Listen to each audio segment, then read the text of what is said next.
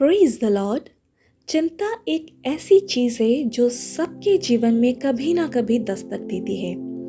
परीक्षा की चिंता, भविष्य की चिंता, पैसों की चिंता, बच्चे, शादी, नौकरी, रिश्तों की चिंता।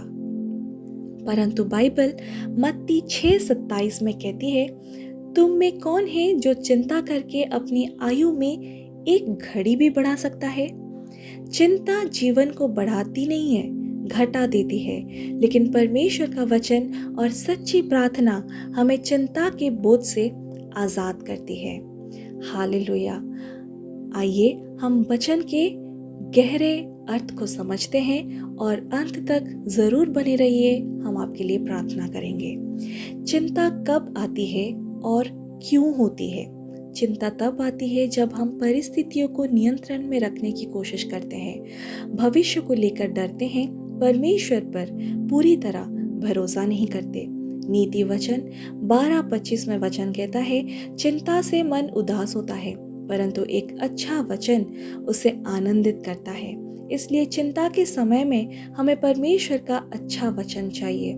चिंता के समय के लिए बाइबल के कुछ वचन, फिलिपियों की पुस्तक 4:6-7 में वचन कहता है, किसी बात की चिंता मत करो, परंतु हर बात में तुम्हारी प्रार्थनाएं और विनती धन्यवाद के साथ परमेश्वर के सामने उपस्थित किए जाएं। तब परमेश्वर की वो शांति जो समझ से परे है तुम्हारे हृदय और विचारों को मसीह यीशु में सुरक्षित रखेगी।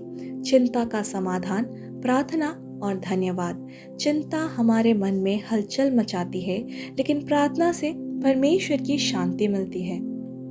मत्ती 6:31-33। इसलिए चिंता मत करो कि हम क्या खाएंगे, क्या पहनेंगे। तुम्हारा स्वर्गीय पिता जानता है कि तुम्हें इन सब की आवश्यकता है। पहले परमेश्वर की राज्य और उसकी धार्मिकता की खोज करो, तो ये सब वस्तुएं तुम्हें मिल जाएंगे।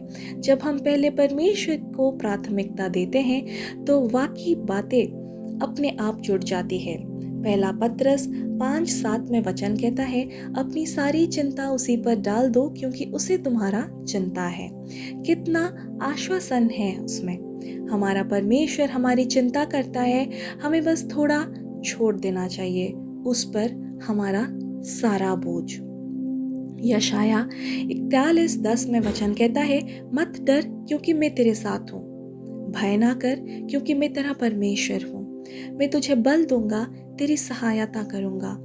चिंता अकेलापन लाती है, पर वचन हमें याद दिलाता है हम अकेले नहीं हैं। चिंता के समय प्रार्थना कैसे करें? चिंता को शब्दों में परमेश्वर के सामने रखें। हे प्रभु, मैं बहुत चिंतित हूँ, मेरी स्थिति तू जानता है।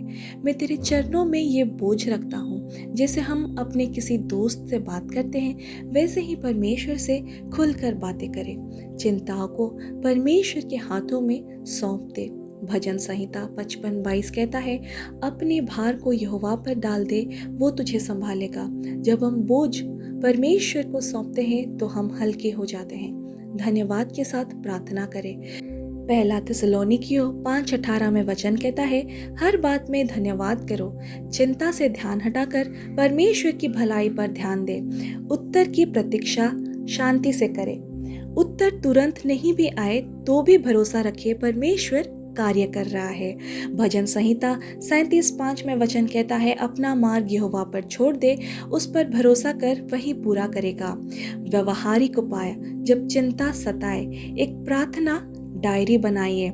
अपनी चिंताओं और उनकी उत्तरित प्रार्थनाओं को लिखिए। आपको आश्चर्य होगा कि परमेश्वर ने कैसे पहले मदद की। भक्ति गीत या भजन सुने। चिंता के समय में आराधना आपके मन को उत्तर देती है। हर दिन वचन पढ़ें। दिन की शुरुआत एक वचन के साथ करें, यह आपकी मन की दिशा बदल देगा। कैसी विश्वासी से बात करें। कभी कभी दूसरों की प्रार्थना और सलाह हमें नया साहस देती है, इसलिए दूसरे विश्वासियों से बात करें। चिंता स्वाभाविक है, लेकिन उसके साथ जीना जरूरी नहीं। परमेश्वर चाहता है कि हम अपने डर, बोझ और चिंता को उसके हाथ में सौंप दें। याद रखें, चिंता हमें नीचे गिराती है, प्रार्थना हमें ऊपर उठाती है। वचन हमें स्थिर रखता है, परमेश्वर हमें थामे रहता है। मत्ती 11:28 में वचन कहता है, हे सब परिश्रम करने वाले और बोझ से दबे हुए लोगों, मेरे पास आओ, मैं तुम्हें विश्राम दूंगा। हालेलुया। आइए हम चिंता के लिए एक छोटी सी प्रार्थना करते हैं। हे मेरे परमेश्वर, तू जानता है कि मेरे मन में कितनी चिंता है। मुझे अपने वचन से शांति दे, मेरी आत्मा को स्थिर कर और मुझे विश्वास की आंखों दे, मैं तेरी योजनाओं को देख सकूं।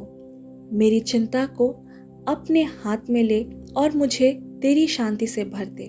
यीशु मसीह के नाम से मांगते हैं, आमीन। अगर आज का वचन आपको कुछ भी सिखाए हो तो ज़रूर ये वचन को दूसरों के साथ शेयर करें और चैनल को सब्सक्राइब करें। Praise the Lord, hallelujah, amen.